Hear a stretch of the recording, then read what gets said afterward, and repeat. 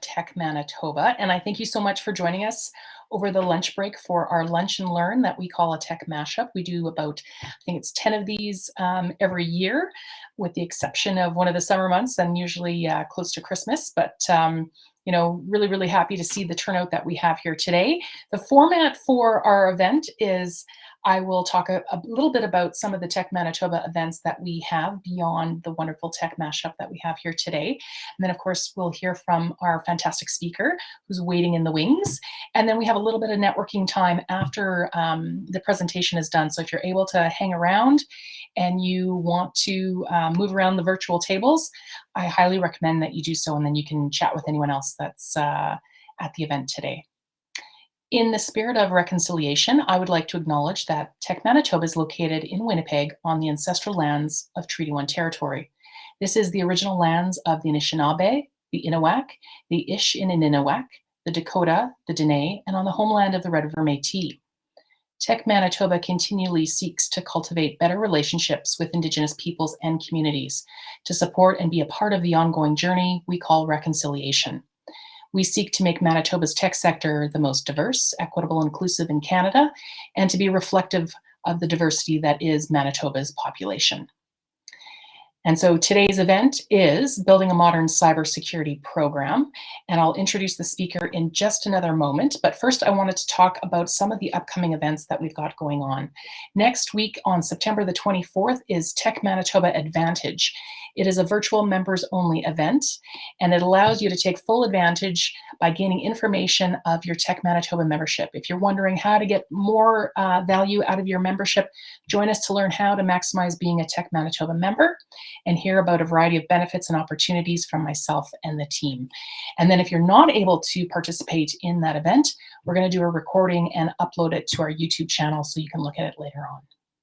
On September 25th, we've got the Manitoba Women in Tech Women Leading Innovation. It's intellectual property insights and strategies. It's over the lunch break, and it's going to feature Sylvia D'Souza of TDS Law. She'll dive into why intellectual property is something every woman in business should understand, whether you're building a brand, developing a product, or even simply curious about your rights as an employee. Knowing the basics of intellectual property can protect your ideas and give you confidence to move forward. And if you've not heard Sylvia talk before at an event, she's phenomenal. She's not just the IP expert here in Manitoba, but globally she is recognized as being an IP expert. So you don't want to miss that. On October 7th, we've got the Builders League Hackathons Changing the World. It's the demo hour and networking. It's from 4:30 to 7 p.m. It's going to be hosted at Red River College in their wonderful new innovation building. Tech Manitoba is proud to be the presenting sponsor of Builders League Hackathons Changing the World, and it's a new event that's focused on leveraging technology for social good. It's in partnership with Community of Big Hearts, a social enterprise offering truth and reconciliation programs. Participants will collaborate to develop tech-driven solutions that support the organization's mission. And then the event will culminate on Monday with a demonstration hour where teams will pitch their final projects. I hope you can join us for an exciting showcase of innovation and impact here in Winnipeg. Okay, and if you have more information about those events, you can always visit the Tech Manitoba website. Go to the top of the page where it says events, and all the information there about upcoming events that we do, as well as others like Tech Thursdays, will be made available to you. So today we're joined by a really, really exciting speaker, Azhar Laldin, the managing director and co-founder of Castellan Information Security Services. He is a leading information security and project management expert. He brings nearly 30 years of experience working in IT and over 20 years of experience in successfully delivering complex and critical projects across many, many industries, including education, agriculture, financial services, telecommunications, healthcare, and insurance. So basically, if there is an industry, he's worked in it. Over the last 10 plus years, Azhar's focus has been on providing leadership in information cybersecurity vertical, developing and delivering security programs, roadmaps, conducting security assessments, implementing security controls, and selection and deployment of security technologies. Lots and lots of great experience. He's got lots to say in his presentation. So please help me welcome onto our virtual stage, Azhar.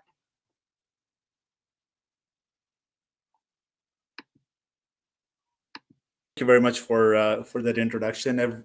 Every time I hear the intro, it kind of dates me, and I wonder how have I survived the 30 years. But part of the reason I'm in IT and in security now is because of how exciting these fields are. They're changing. They're constantly changing. There's no there weren't any rules that were there when I started in IT that are still valid today, except for some very foundational stuff. So it's an exciting space to be in, and I'm very thankful for the opportunity to speak on something that's very important: developing a security program.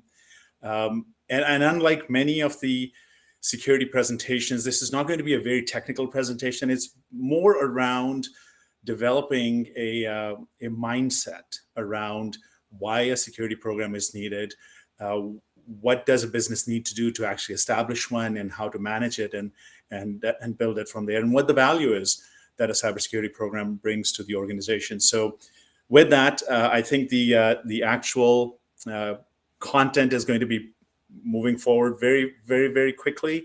I'm going to try to get handle on my presentation here. There we go. If the slide has changed, please let me know that all is good. So we're going to walk through a fairly short agenda. What are the impacts? It's important for us to understand what the impacts are when a data breach happens or a cyber incident happens. What is the need, or what is a cybersecurity program? Why do we need one? Some of the steps that you need to build a program, and then if we have time, we'll talk about some of the hallmarks of a successful cybersecurity program as well. And of course, hoping to leave some time at the end for some discussion and questions as well. So what are the impacts? There's so much data out there. I'm not going to bore you with everything, all the bad news that's out there, but just wanted to highlight a couple of things. Ransomware is still one of the biggest threat vectors. It is still biggest way that the malicious actors get into companies and affect the companies. And one of the statistics that always kind of blows my mind is that in 2021, there was a ransomware attack every 11 seconds. In 2019, it was around every 14 seconds. So the malicious actors were able to shave down, almost 3 seconds within 3 years. And the projection is that by the time we get to 2031, there will be a ransomware attack almost every second. That's alarming, and that's not a great trend. That's not the right trend that we want to be going in direction of. The other trend that's again very concerning is that the average payment for ransomwares, even 2 years ago, was around 812,000, and just this past year it hit 1.5 million. Again, not the right trend that this is heading into. Just on the Canadian side, about 65% of the companies are saying that they fully expect to be hit by a ransomware. And what's mind-boggling for us in the security space is that while there are 65% of these companies that are saying that they expect to be hit by ransomware, there is still a very low adoption for cybersecurity controls, especially as you get into the mid-tier businesses and so on. This becomes one of those things that just kind of goes to the back burner. It will happen to someone else. It is not going to happen to us. And so even though companies think that they will be hit by it, there's really not a lot of action in terms of remediating that or preventing that. In the past, about 11% of the Canadian companies that were hit with a ransomware attack, 11% of them paid the ransom. And nearly 12% of those hit with a ransomware attack had their data leaked online. So again, not good trends. This is again another statistic that's not very comforting. The first bullet here, spending on cybersecurity by the end of next year, we're going to hit around $460 billion worldwide. That's governments, corporations, small businesses, everyone. That's a collective projection for what we would be spending on building up cybersecurity within our organizations. But what's really concerning is the flip side of that statistic. The cybercrime economy by next year is supposed to hit 10.5 trillion. So you can see the payback is so much more. It's almost 23 times more than what our spend is going to be by the end of next year. And that's where you can see why it is so lucrative for cartels, for malicious actors to actually invest time in training people to actually become attackers. So these are a few of the statistics. There's a couple more. What are the financial impacts? We talked about that.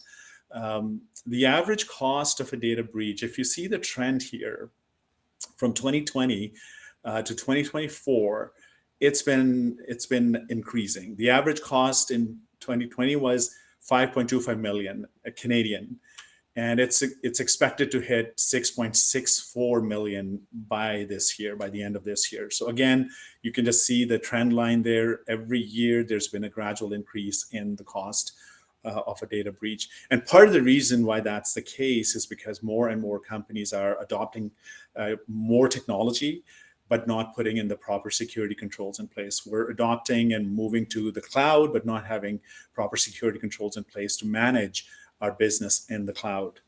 The other statistic here, the green bars are Canadian numbers. That's the cost per breached record. So in 2020, it was $199 per breached record when a company was attacked. In 2024, that number is expected to go up to $236. Now, I don't know any company that only ever has one record of any kind. You can see how exponentially impactful this number is. If you have 100 customers, suddenly you've gone from $236 to $2,360 and so on. And of course, the magnitude carries on from there. So these are, again, the financial impacts that a company has to contend with whenever they're attacked. There's a couple of other things. When a ransomware attack happens or a cybersecurity incident happens, you have to shut down everything. You have to stop doing business. You have to stop generating, producing the widgets that you sell. And what that means is that you've lost your revenue stream. You're not making any money because you're not selling anything.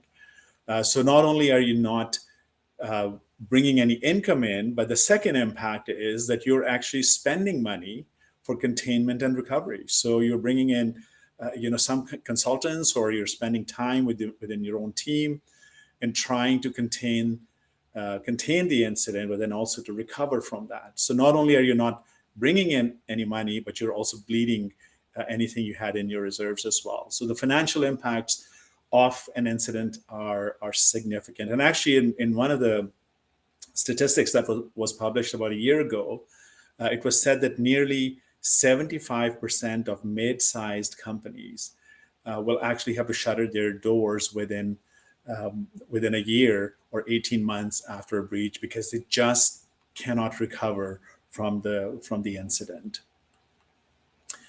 So what is a cybersecurity program? But maybe a better question before we get to that is, what is an information security program? So Castellan, we call ourselves an information security company and not just a cybersecurity company, even though a bulk of the work that we do is in the cyberspace. But information security ensures that our focus is not just on the IT assets or the technology where information is kept, but it's on all parts of the organization. So an information security program is established at the enterprise level. It's at the top layer of the leadership. And what it is a structured and systematic approach to managing the information assets. And many times we think of these information assets as the file servers or the financial systems and so on. But truth be told, your filing cabinet that has your employee records or your customer records, that's also an information asset. So when we look at it holistically from an information security perspective, we're not just looking at the IT systems, but also at information in all forms and shapes. An information security program is also a collection of activities. It's what do we need to do to identify, communicate, and address risk to the information within the organization. And one of the key reasons we have an information security program within an organization is that it increases the resilience of the computing environment. In fact, it increases resilience of the entire corporate environment. You become more conscious of the blue bins that are sitting in the office where people are putting their printouts. what's happening with that data that's sitting in those blue bins until they're shredded. So the key reason for establishing an information security program is to increase the resilience of your corporate environment.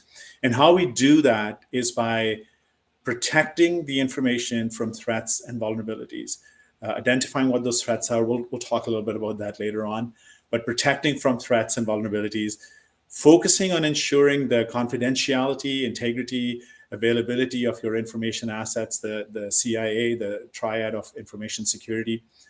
So that's the second thing. And then the third thing, of course, is it encompasses a collection of all the activities, the policies and controls that need to be in place, working hand in hand to make sure that all your information assets are protected. And what happens is that when you have these things in place, or when that's what forms your information security program, you are actually driving towards a set of outcomes. And these outcomes are again, I'm not going to go through everyone. Value delivery, that's perhaps the most important one. The business has to be able to see and quantify that the information security program is delivering value to the business. That's the fundamental output for an information security program. It has to be aligned with the strategic alignment of the business objectives. Risk management, we have to have a risk management program in place, an enterprise risk practice in place to make sure that we are looking at all the risks to our information and to the organization. We talk about resource management. It's not just about the IT staff. It's not just about the security staff, but it's about managing all the resources that somehow touch the data, the information that we collect or process or secure or whatever we do with it. And then, of course, the performance management piece is also critical, because that's what gives you the ability to go back to the business and say, we had these performance metrics in place. We've met those. Here's the value to the business. And that's what allows you to continue building out your information security program.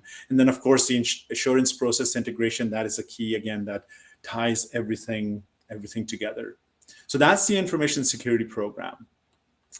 So basically, focusing on information assets in all forms, digital, non-digital, regardless of where information is kept, that's part of the information security program. And the reason we established one is to prevent unauthorized access, modification, changes, exfiltration of any of that outside the organization without proper authority and authorization.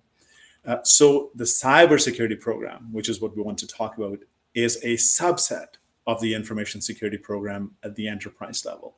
And the big difference is that everything that's been established at the information security level is now being transferred to the cybersecurity level, but the focus is now on the IT and OT pieces, not paper, but systems, information technology in any form.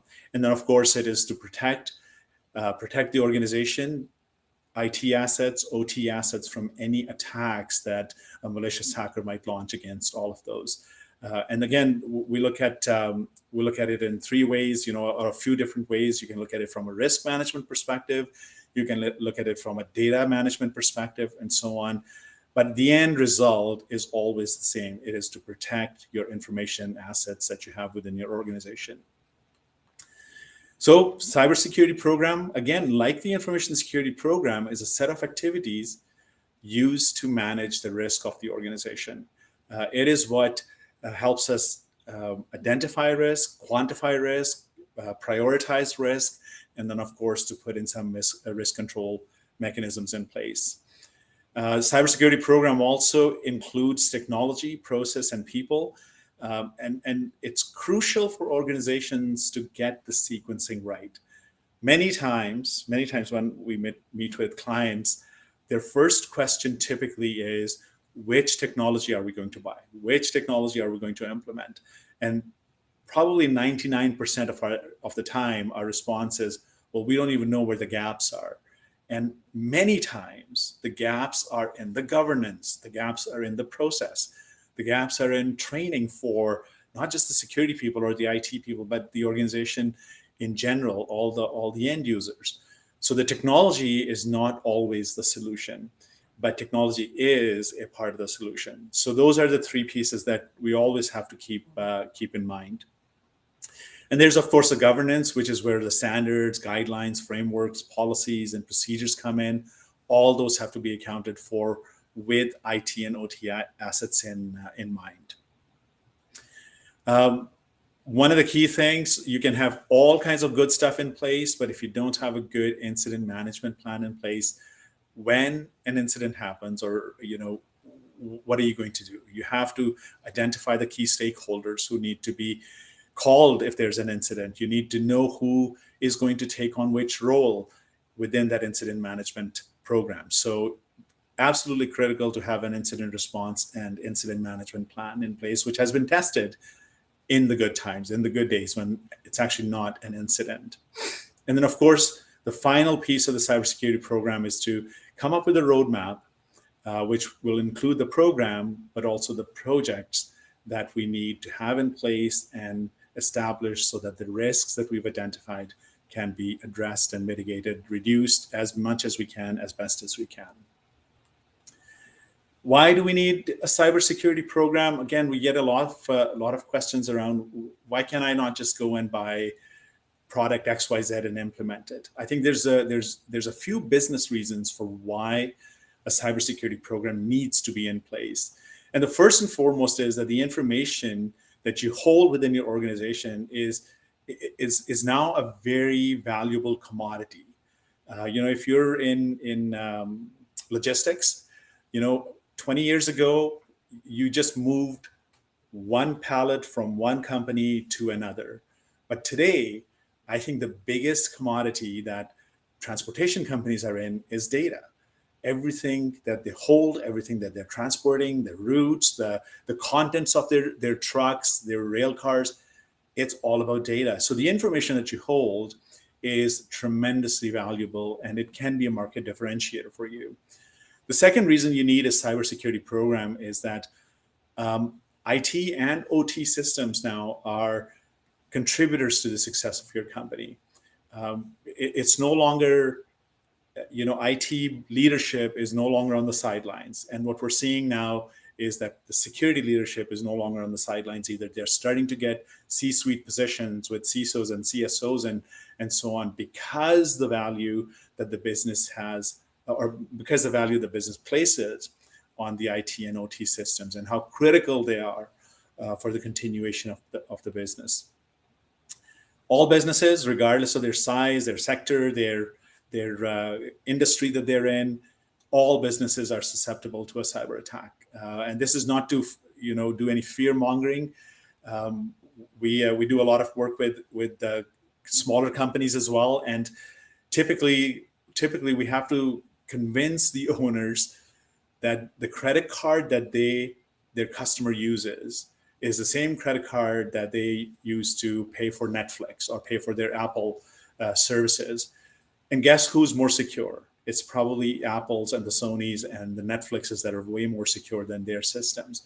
So that makes you a target. Whether you're doing business in Thompson or Flin Flon or Winnipeg or San Francisco or New York, the data that you hold is what the attackers are after, and therefore you are, in fact, at risk. There's other pieces coming in play now as well that want organizations to have cybersecurity programs, and some of these are regulatory and compliance requirements. There's, for instance, in the defense sector, there is a huge requirement now that if you're doing any business in the defense sector, you have to have certain security controls in place. So that's becoming way more crucial now than it was in the past for organizations to have a security program in place to demonstrate that they're working towards attaining more maturity. In addition to those, of course, protecting your reputation. We see this often. Once someone's been attacked, you kind of lose the trust of your stakeholders, and that could be everyone in your supply chain, your customers, your suppliers, regulatory bodies that you are accountable to. So it's critical to have reputation. In many cases, we work with a few organizations where their clients have actually asked them to be part of a third-party risk assessment or provide kind of a high level overview of what their security program for 2024 or 2025 looks like, and so on. So protecting your reputation as an organization that takes the data of your customers, your clients seriously and protects it seriously is becoming very important. A program also allows you to have unified coordination. Gone are the days when the security guy sat in the basement of a building and you fed them once a week or twice a week.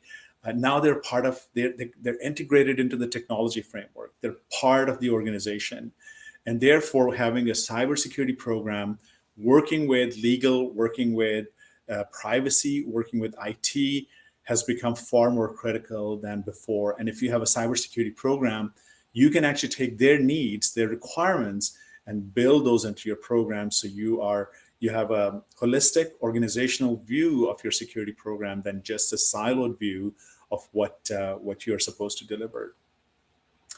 There's also the mitigation of third-party risk across the entire organization. When you have a security program, you can look at the risks and see which ones you want to own for remediation and which ones you'd rather pass on and have someone else own that risk, like insurance, for example, which is again another thing that's becoming a big player in driving organization towards having better security and better cybersecurity programs in place. And then, of course, exposure of trade secrets. If you're an organization that has IP that is your market differentiator, you want to protect that. And the best way to protect that is to have a structured approach to protecting all of that data, all of that knowledge, because if it gets leaked out, if it gets breached, chances are that it will be terrible for the organization and perhaps even compromise its continued existence. So there are some of the points for why we need a cybersecurity program as an organization. There are three key things that should be part of a cybersecurity program, and those three are they can be different through different stages, through the different maturity levels of the organization. But at any given point, all three of these should exist within your cybersecurity program.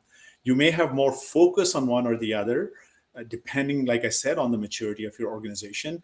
But at any given time, these three should be part of your cybersecurity program. Prevention. What part of your cybersecurity program focuses on putting controls in place that prevent damage to the organization, prevent a malicious hacker from entering into your organization, or prevent insiders from damaging the organization reputationally or through exfiltration of data and so on? How about detection? If someone gains access to your systems from outside the organization, do you have controls in place to detect these cyber events or these security events, to know that there's an incident about to happen or someone is trying to get into your organization? Or if one of your employees is accessing systems that they're not supposed to, do you have mechanisms and tools and controls in place to make sure that you can detect any kind of activity, unauthorized access, even within the organization? And then, of course, the third one is response. You have to have an IR in place, incident response plan in place, to make sure that you know what to do if and when there is a cyber incident within your organization. So those three, I think, form the crucial three pieces of a cybersecurity program. What are some of the steps to build a cybersecurity program? Well, there's a 5-step process that I've laid out here, and we'll walk through many of these. The last one has a ton of text, the security program. We'll look on that on the next slide, a bit more focused. But first and foremost, what I would always suggest is picking a security framework. There's a few of them. There's quite a few of them. And depending on your organization, depending on your type of business that you're in, you have to decide which security framework makes the best sense for you. So it could be an ISO 27X framework because of the industry you're in, or it could be NIST 853, it could be NIST 800 181 or 182, or it could be CIS or CSF 2.0. So there are multiple frameworks that make sense depending on the organization that you're in, depending on your business that you're in. So pick the framework, because then once you pick the framework, you can do a current state assessment. And the reason I like to pick a framework or work with a client to show them what the framework is, because once you've done the current state assessment, you have some metrics, you have some scores, and when you come back to it and redo the assessments, then you have a baseline to gauge yourself against. So assessments could be security maturity assessment, they could be risk assessments, they could be business impact assessments, and those are what give you the current state. What happens out of those assessments is that you identify the gaps, the security gaps. You identify all your data sources. Where's all the data that's being kept, and you're able to identify your crown jewels, the key business systems that have to be the first ones prioritized for recovery, and so on. So those are the things that come out of your current state assessments. And once you have those security gaps identified, your data sources identified, and crown jewels, what you can do then is to start building the security program, start building a security roadmap, which identifies your security objectives. What are your objectives? How do those objectives align with the business objectives of the organization? And then setting some security maturity targets. Many of these frameworks that we look at, they'll have a score from 0 to 5 or 0 to 4 or 1 to 5. Perhaps on the identity and access management, your baseline score was 0.5. What score do you want to reach by the end of the year? Is it a 1? Is it a 1.5? And so on, because that target helps you develop your security program and the details within the security program. So then what does a security program contain? Well, it starts with governance. You have to have good governance in place. You have to have standards, policies, procedures, framework that is established for the organization.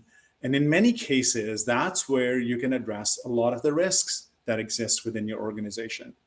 But the governance piece is vitally important for an organization's security program. You have to establish the objectives and the scope of the program.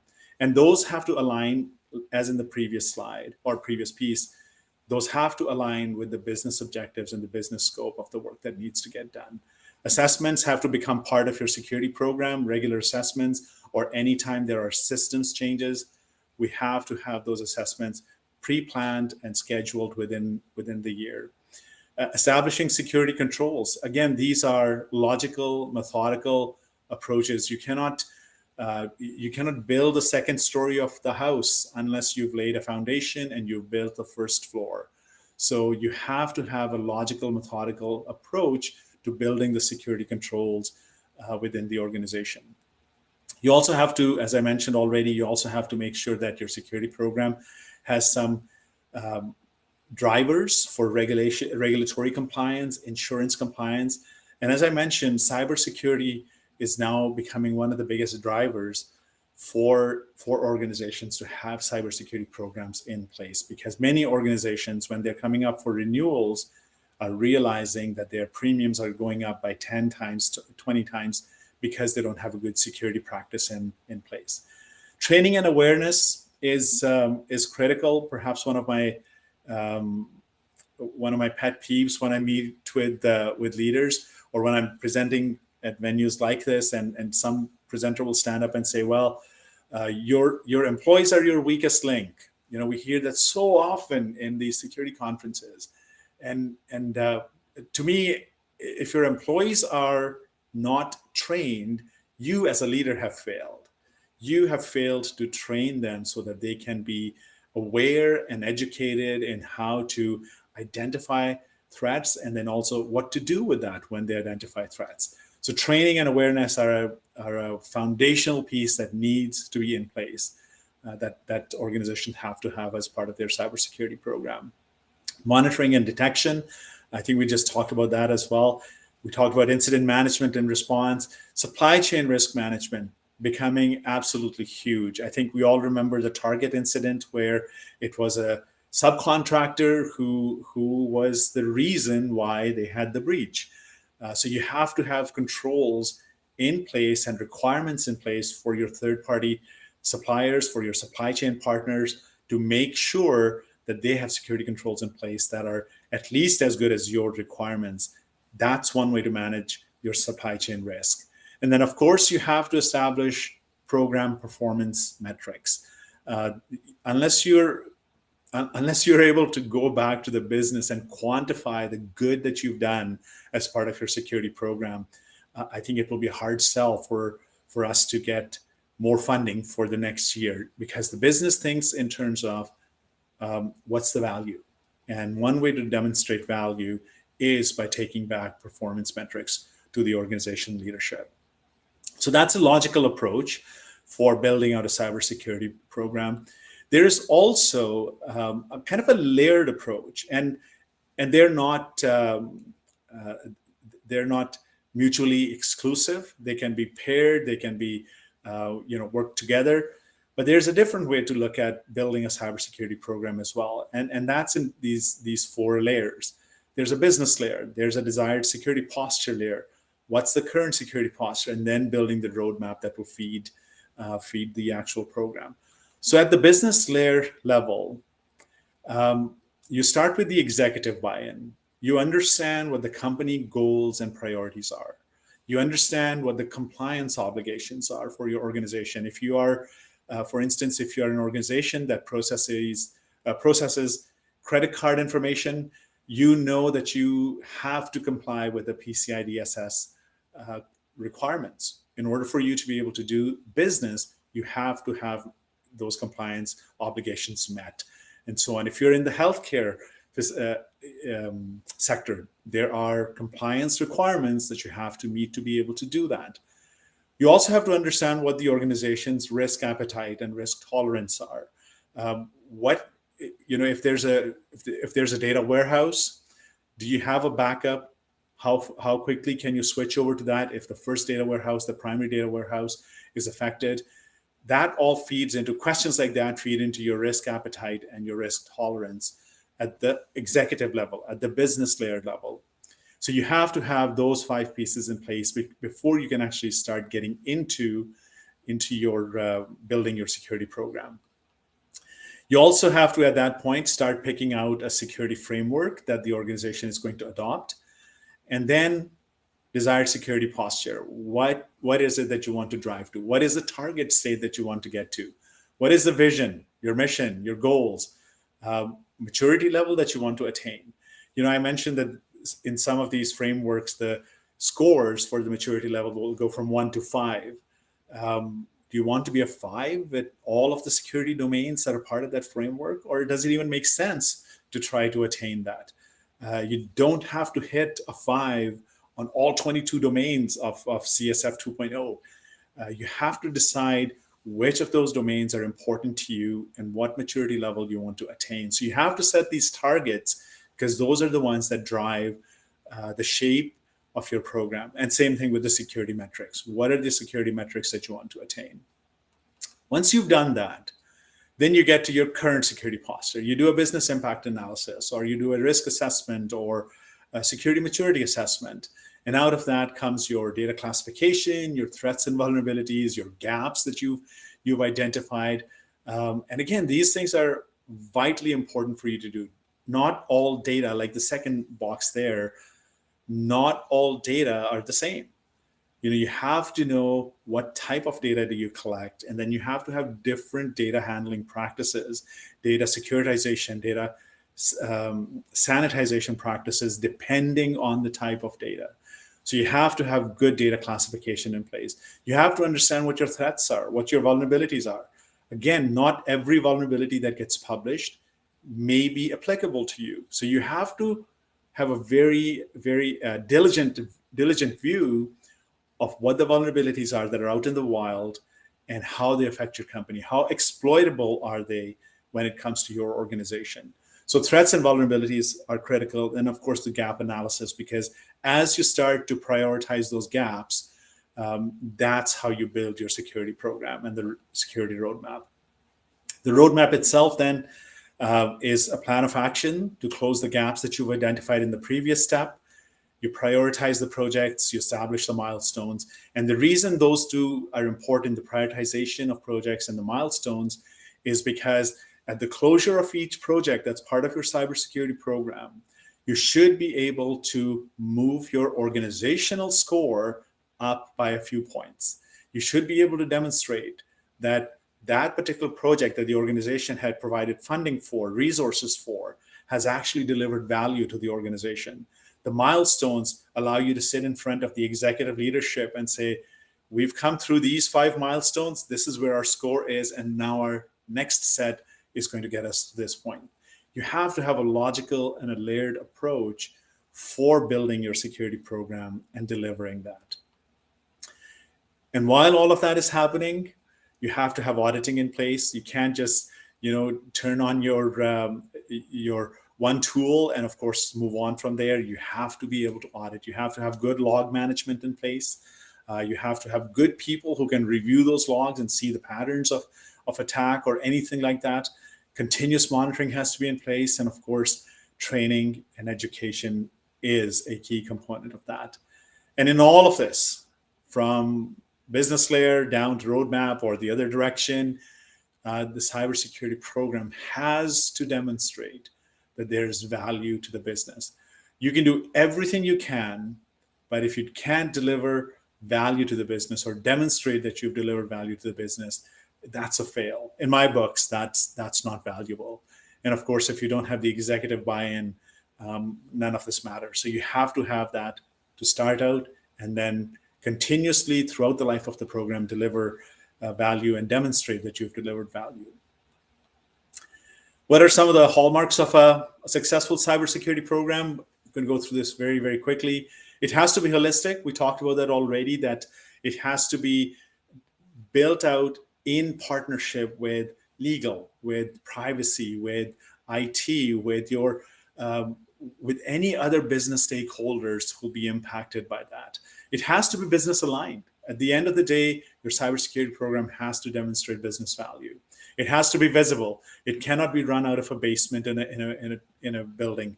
It has to have visibility. And what I mean by that is that it needs to have time on the agenda for the leadership. It has to be brought up, talked about, reported on to the senior leadership, regardless of what their role is. Chief Marketing Officer has to know what's happening in the cybersecurity realm. That's to make sure that it's visible to all of the leadership.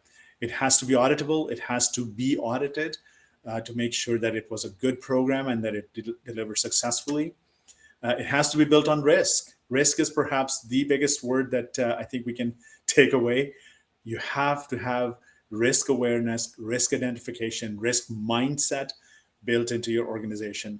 And communication kind of ties into visibility. Visibility was more at the leadership level, but across the organization. And those two boxes can be paired together. You have to have communication, not just while the program is running, but also before the program starts, after the program ends. You have to take it back to your leaders. I had a chance to run a cybersecurity program for one of our insurance companies, and my OCM was fantastic. We had communication going out to the entire country, just even to let them know, hey, we're implementing this control. This is what it's going to do. It doesn't affect your office yet. We will get back to you. We'll do some training and so on. Communication is critical for managing the jitters that organizations and end users typically have when new technology and new security technology, for example, and new security controls are being rolled out. And training, of course, we talked about. If you've done good training, if your employees, your staff, your leadership are all coming along with you, that's a big success for you. And that brings me to the end. Just to wrap this up, establish a good security program, understand the business objectives and the priorities, determine the organization's current posture, security posture, find out where the gaps are. Somebody has to. It's better that you find the security gaps than a malicious actor, because you can do something about it and prevent him from or her from entering your environment. Prioritizing the gaps based on exposure. Not all gaps are equal. You have to look at the exposure that your organization have to those and the exploitability of that. And then you develop your security program. You deliver defined milestones, and then you keep doing it again and again and again. That brings me to the end. I'm open for any questions, and hopefully I can answer something. Thank you very much, Azhar. That was comprehensive. That was bite-sized information. That was wonderful. I myself took away, at the association, we often talk about tech adoption. We advocate for that. We consider ourselves to be a conduit to the subject matter expertise we have within our membership base. But my aha moment was when you were talking about all of the true costs associated with tech adoption if an organization chooses to ignore having a cybersecurity plan in place, right? You know, bringing in an expert to help you to understand, contain, recover, not having your operations function as they should, not bringing in, like, all of these things add up. And then on top of it, if you're a part of that, was it 11% who choose to pay the ransomware or the cost of the data breach? Like, the costs just go on and on and on and on. So I think for me, it's about making sure that when we as an association talk about tech adoption, the next breath or soon thereafter should be about the cybersecurity piece. So thank you so much for opening my mind even further to that, and we will make sure that going forward we will reflect that message as part of any communications that we have around tech adoption. So thank you very much. Thank you, Kelly. Appreciate that. So we've got some questions here, and we've got some pretty good ones. And it looks like the first one is, how often should a company review their cybersecurity plan? It feels like threats are evolving so quickly in today's world. Yeah, that's a great question. So there are two key elements for that. So your cybersecurity program typically is over a period of time. So you can have a 3-year cybersecurity program or a 1-year cybersecurity program, which sets the targets. But then within the program, you have the regular monitoring and detection. You have so, for instance, if you establish a vulnerability management program as part of your cybersecurity program, that should establish the frequency of you making sure that you're constantly scanning your information technology assets, your IT assets. So you don't establish a program and then just walk away with it and let it watch it run. You actually have to be engaged with it. You have to be monitoring it, and you have to be refreshing it as things change. If your organization goes through a refresh of technology, or if your organization launches a new product or a new tool, that's a great time to do a refresh of your program, just even to validate that your program does not require a major change, that it still is addressing the gaps that you started out with. But at any of those milestones, it's always a good idea to do a quick refresh of your program. And because you have a program already established, the amount of effort to do a refresh is typically very small. I would say probably less than 10% to do a refresh of an existing program. So it's not meant to be static, is what I'm hearing, which is absolutely makes a lot of sense. Okay, so thank you for that. Looks like the next question here says, it's asking, where does a cybersecurity plan fit into the ITIL guidelines that an organization adopts? Yeah, so this is, it should sit right alongside any IT and IO plans that the organization has, because what you're doing is you're delivering the security of those assets. It cannot be a standalone plan. As I mentioned earlier, your security program has to be developed in conversation with feedback from your IT team, your IT operations, your legal team, your privacy team, and so on. So it cannot exist in isolation. It has to be at least in good conversation and collaboration with the rest of the organization. Makes sense, because it impacts the whole organization, or has especially the potential to, if you are under an attack. That's a great answer.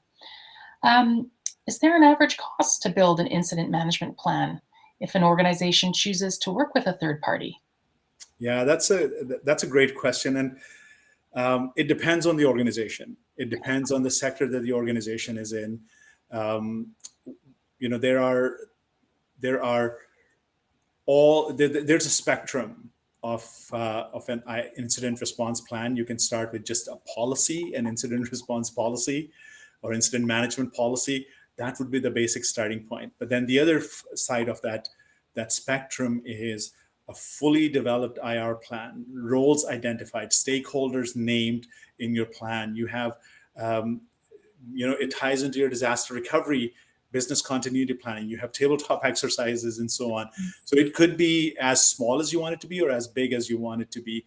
And what I would suggest there for you is, if you're going to engage a third party to come and work with you, do a really thorough scope definition.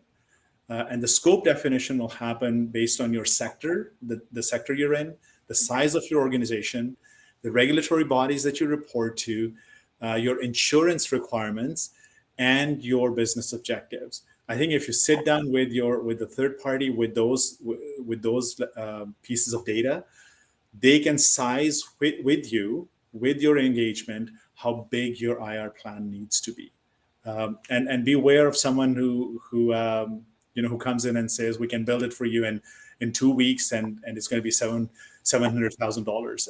Right. It has to be tailored for each organization for those factors that I just mentioned.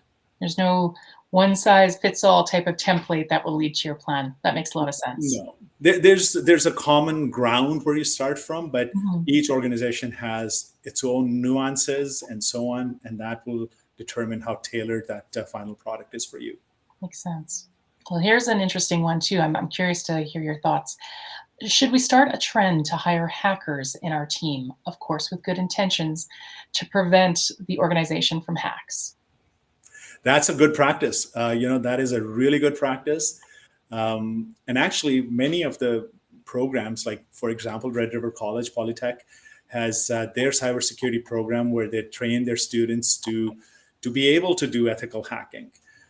Maybe you don't have to go and find one on the dark web. Maybe there's somebody local or somebody within your network who has that capability and capacity. But having the ability to think like a hacker and then to do penetration testing or adversary simulation, those are all good practices. If your organization is capable and able to hire someone on staff like that, that's great. That's fantastic. And then on the theme of like post-secondary students studying cybersecurity, we have a question here that's asking, as a second-year IT student, I'm interested in securing an internship in Winnipeg. Can you provide some guidance on how to handle the internship search process? Yeah, I'm not sure which institution you're with, but Red River College has an internship program, and they reach out to companies like ours. Every term, they reach out and say, we have X number of students, and are you looking to hire interns? And we bring in interns ourselves. Many of them are, fantastic people. Most of them end up, I'm doing a pitch for Red River College here, but it seems like I'm doing a pitch for my company. Most of them have chosen to come and work with us. But there are many organizations in the city that bring in interns and train them. And the advantage of being an intern is that you get paired with individuals who are in the field. One of my most senior techs has been in cybersecurity for, 35 years. Before it was called cybersecurity. He was securing telecom networks and so on around North America. So you get a chance to work with someone like that, and it's a good thing. I would suggest going to your organization, going and speaking with support services, student services, to see if they have an internship program through your institution. Great. And I would also add, for students that are listening into the presentation, that Tech Manitoba has as its members the post-secondaries in Manitoba, and we have close relationships with their, not just their IT programming, but whenever they send us information about internship opportunities, we always share it more broadly through our biweekly newsletter so that our industry members can be aware of those internship opportunities and then reach out to that post-secondary. So that's just a little follow-up for anyone who might be here. There's another question here too about from a student. Sounds like, how can a cybersecurity student intern potentially help build a company's cybersecurity program? So it might be that you're a student, you're doing an internship with a company. What might be an intern's contribution, say for instance, if they are, with you in your organization? Yeah, that's a great question. If you're working for an organization that's not a security company, um, I think the key is to understand the business, Mm, and then as a security professional, see how the company can be attacked, can be affected, can be manipulated, what the openings are, the gaps are. Think like a hacker, think like mm. an attacker, but you have to understand the business, and what would affect the business. So I think that's the key starting point: understanding the business, understanding the gaps, and then building your program based on that. Yes, excellent. And then we've got two last questions, and I think they're fairly similar, so I'll just do my best to morph them together here. So, what are ways where recent grads, those getting started in cyber, can help to differentiate themselves? Are there certifications? Are there skills? What tips might you have for those who are starting out, to really gain a foothold in employment? Yeah, that's a great question. Um, I think with cyber, you have to be you have to have a really good understanding, or good understanding Hmm. of technology. So if you have a technology background, I think it's an easier fit. It's an easier move for you to go into cybersecurity. I've seen posts on LinkedIn, oh, you don't have to have any experience with technology, but and it may be true, but what I have seen is that when you have a background and a foundation in technology, it makes it easier for you to make a lateral move into cybersecurity. Um, Sorry, I think I missed the question there. No, no, no, it's all good. So the questions are generally asking how someone who is getting started, might be a recent graduate, how might they distinguish themselves to make it probably a little bit more efficient for them to find employment in cyber? Yeah, so I would suggest starting out with a company that's willing to invest in you, because there is um, no getting around gaining experience, and the only way to gain experience is by actually doing the work. So you may have come from a really good program, really good labs, lots of hands-on experience, but you learn the best on the job. And I think you have to be open to say, I'm going to go in, and whatever I need to do to gain experience, that's the key. If you have an organization that's willing to invest in you, train you, pair you with more senior resources within the company so that you can learn from them, that would be the most ideal way to go about it. Hmm. Right. That's excellent advice. Thank you very, very much, Azhar. We have one more question, and then I think we'll cut off the questions there. So this last one is asking, what are the prereqs to get enrolled in an intermediate level cyber program? From my perspective, I guess it would depend on the program itself, but um, what are your thoughts there, Azhar?